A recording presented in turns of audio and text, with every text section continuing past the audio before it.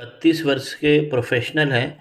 इन्होंने अपनी हथेली भेजी है, अच्छा योग चाहते हैं। सबसे पहले भाग्य रेखा को समझिए। भाग्य रेखा इनकी बहुत कमज़ोर अवस्था में है, जो चंद्रमा से निकलती है और इतनी छोटी सी ही है। इसको कम से कम शनि पर्वत पे पहुंचना चाहिए या बृहस्पति पर्वत पर पहुंचना चाहिए। तो भाग्य इनका बहुत कमज़ोर जा रहा है। एक और भाग्य रेखा है जो शुक्र पर्वत से इस प्रकार निकलती है और ये टेढ़ी होती हुई शनि पर्वत तक पहुंचने की कोशिश कर रही है। भाग्य रेखा जब इस प्रकार बीच में से टेढ़ी हो जाए तो ये भाव नहीं देती है। दो दो भाग्य रेखा है, लेकिन दोनों भाग्य रेखाओं में से कोई भी भाग्य रेखा शनि के पर्वत तक नहीं पहुंच पा रही है। शनि यहाँ पर वक्री भी दिख रहे हैं।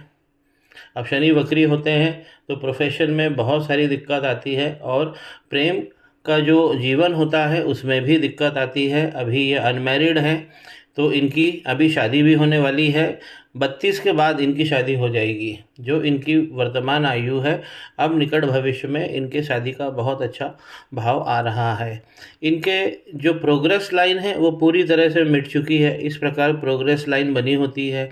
अब ये प्रोग्रेस लाइन क्यों हट गई है? क्योंकि यहाँ पे राहु की रेखाएं बहुत सारी हैं। इस प्रकार की राहु की रेखा जो डबल होके चलती है, ये वाली रेखा, तो इस प्रकार ये राहु की रेखा का जब उद्गम होता है तो हमारी भाग्य रेखा प्रभावित होती है। ये दोनों भाग्य रेखा इनकी प्रभावित हो गई है। मंगल राहु भगवान पे काम करना है, अंगारक स्पष्ट लगा है। इसे भी समझिए। जब मंगल पर्वत पर इस प्रकार लाइन बनी होती है तो ये पावर लाइन्स होती है, लेकिन इन लाइनों को इस प्रकार मिलना नहीं चाहिए।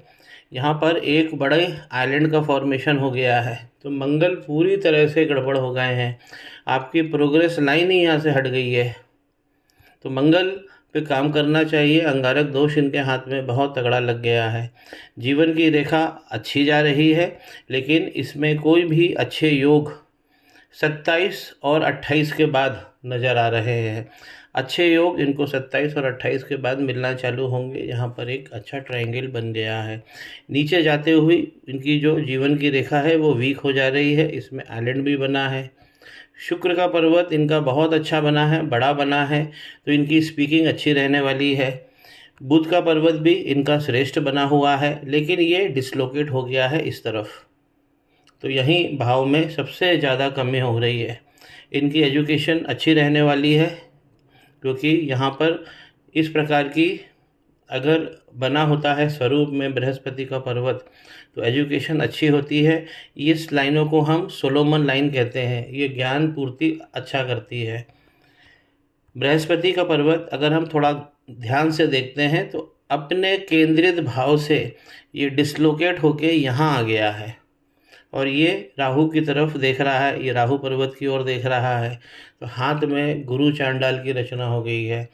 जब भी गुरु चांडाल बनता है हाथ के अंदर तो आपको 48 साल तक तो समझ में ही नहीं आएगा कि जीवन की धारा क्या है। 48 साल तक का संघर्ष, यानी कि प्रोफेशनल लाइफ में स्टेबिलिटी नहीं रहती है।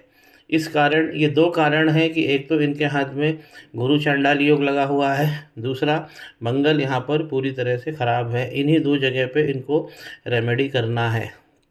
संतान सुख की अगर हम बात करें तो दो संतान इनके हाथ में दिख रही हैं और थोड़ा सा संतान हो तो जाएंगी, लेकिन उसमें भी विलंब विच्छेद होगा, थोड़ी सी मुश्किल होगी, क्योंकि यहाँ पर जो इस प्रकार के यव बनना चाहिए वैसे सुंदर यव नहीं बने हैं।